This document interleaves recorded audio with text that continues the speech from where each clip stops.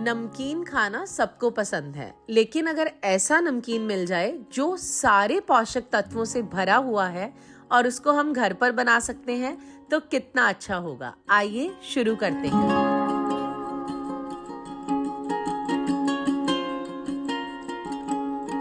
नमस्कार दोस्तों, मैं हूं डॉक्टर गगनप्रीत कौर और आप देख रहे हैं आयुर्वेदिक लाइफ विद डॉक्टर गगन। आज के जमाने के हिसाब से अगर आयुर्वेद से आप अपनी जिंदगी को आसान बनाना चाहते हैं तो आप जुड़ सकते हैं इस चैनल से। आइए अब वीडियो को शुरू करते हैं। हमने एक पैन लेना है, उसमें कोई घी या तेल का इस्तेमाल नहीं करना है और लगभग 2 चम्मच मूंगफली जो है उसको हमने ड्राई रोस्ट करना है। मूंगफली को ड्राई रोस्ट करने में हमें 7 से 8 मिनट का समय लग जाता है। मूंगफली प्रोटीन का बहुत अच्छा सोर्स है, लेकिन फिर भी इसको डाइजेस्ट करना थोड़ा मुश्किल है, तो इसलिए हम इसको रोस्ट करके इस्तेमाल करेंगे और इसकी मात्रा हमने कम लेनी है। जैसे कि अब मौसम भी चेंज हो चुका है, गर्मी आ रही है, तो कम से कम मूंगफली का इस्तेमाल करना है। 7 से 8 हमने कैश्यू यानी कि काजू लिए हैं और इसी तरह 7 से 8 हम बादाम ले सकते हैं।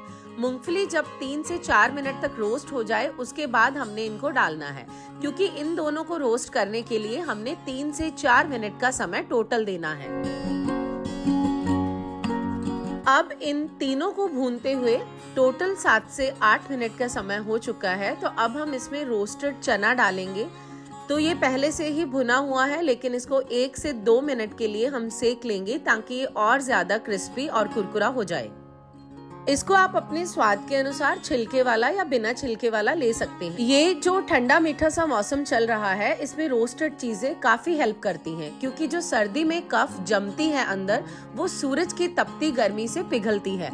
उसको सुखाने के लिए इस तरह की भुनी हुई चीजों का इस्तेमाल ज्यादा फायदेमंद है। अब हम इसमें 2 चम्मच सूरजमुखी के जो बीज हैं वो भी डाल देंगे और गैस को बंद कर देंगे, क्योंकि इनको रोस्ट करने के लिए हमें आग की जरूरत नहीं है। ये गर्म सामान में ही अपने आप रोस्ट हो जाएंगे। इनके अंदर ऑलिक और लिनोलिक एसिड ज्यादा मात्रा में पाया जाता है। इसके साथ ही सोडियम की मात्रा कम होती है और सैचुरेटेड फैट भी कम मात्रा में पाया जाता है। ये हार्ट हेल्थ के लिए भी बहुत अच्छे हैं और ओवरऑल बॉडी की इम्यूनिटी बनाने के लिए भी बहुत काम आते हैं। सारे मिश्रण को हमने रोस्ट कर लिया है। अब हम इस पैन को खाली कर लेंगे और इनको एक अलग बर्तन में निकाल लेंगे। उसी पैन को साफ कर लेना है और गैस को बिल्कुल सिम रखना है और इसके अंदर हम 2 बोल भर कर ऐसा अनाज डालेंगे जो भुना हुआ होता है, जैसे रागी हो गया, बाजरा हो गया और जवार हो गया। इस तरह का रोस्टेड मिक्स अनाज आजकल हमें आराम से मिल जाता है। ये ऑनलाइन भी आप परचेज कर सकते हैं और कोई भी करियाना की स्टोर जहां पर भुजिया वगैरह मिलता है वहां पर भी इसको आप ले सकते हैं। इसके अलावा इसी मिश्रण में हमने 2 बोल भरकर चावल का मुरमुरा जो होता है, जिसको हम भेल बनाने के लिए इस्तेमाल करते हैं, वो भी इसी के अंदर डालना है। इन चीज़ों को भी हम बिल्कुल हल्की आंच पर ड्राई रोस्ट करेंगे, लगातार चलाते हुए। तो ये जो मिश्रण बन रहा है, इसका ग्लाइसेमिक इंडेक्स जो है वो बिल्कुल लो है, तो ये डायबिटीज़ के जो रोगी हैं उनके लिए भी बहुत अच्छा है।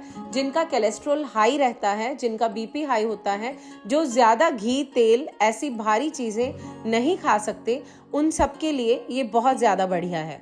1 बोल भरकर मैंने इसके अंदर मखाने भी डाले हैं। तो मखाने कैल्शियम रिच भी होते हैं, पेट के लिए बहुत अच्छे हैं और ओवरऑल हमारी हेल्थ के लिए बहुत बढ़िया है। 6 से 7 मिनट हमें इनको भूनना है, जब तक मखाने जो हैं इनके अंदर क्रंच ना बन जाए। इसको हम तोड़ के देख लेंगे। अगर ये बहुत आसानी से भुन रहा है तो इसका मतलब हमारा सारा मिश्रण जो है वो भुन चुका है। बस ध्यान ये देना है कि ये जलना नहीं चाहिए। तो आप देख सकते हैं कि ये जो पूरा नमकीन बनेगा, इसके अंदर जितनी भी चीजें हमने डाली हैं ये आयरन, प्रोटीन और कैल्शियम रिच हैं। तो अगर हम इस तरह से घर पर ही कुछ बनाकर ऐसी हेल्दी रेसिपीज को यूज करते हैं तो हम बिना दवाइयों के पूरे पोषक तत्व जो हैं वो अपने आप को दे सकते हैं। बहुत सारी ऐसी महिलाएं हैं जिनको पीरियड्स के दौरान बहुत ज्यादा ब्लीडिंग होती है या फिर जिनको सफेद पानी यानी कि ल्यूकोरिया की बहुत ज्यादा शिकायत रहती है। तो ये जो मिश्रण है, क्योंकि ये ड्राई है, ये ज्यादा अगर सोजिश है आपके शरीर में, ज्यादा पानी कहीं से निकल रहा है तो उसको सोखने का काम करता है। यहाँ तक कि अगर आपका पेट बार बार साफ होता है तो ये उस दिक्कत में भी आपको काफी मदद करेगा। तो जब ज्यादा पानी जो शरीर में बन रहा है, किसी भी तरीके से सोज है, उसको सोखने का काम होगा तो अपने आप बॉडी में हल्कापन आएगा। तो ये हल्का है क्योंकि ये भुना हुआ है, इससे शरीर हल्का होगा।